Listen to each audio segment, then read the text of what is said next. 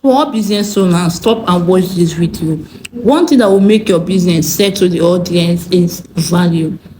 If you are not giving value to your audience, nobody's going to buy from you. I talked about this on LinkedIn the other day. A lot of people reacted to it. Oh yeah, it's true and all that.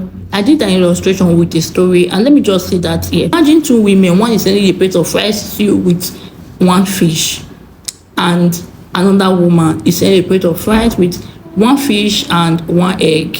The one selling with one fish is going for 1,000 naira, while the one selling with a fish and egg is going for 1,100 naira. Tell me the one people will go.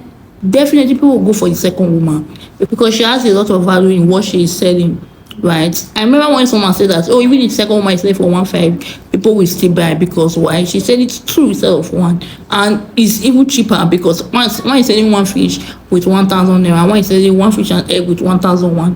What do you think? So if you want people to buy from you, and if you want your business to go where you want it to go, make sure your business, your goods, your services has value in it.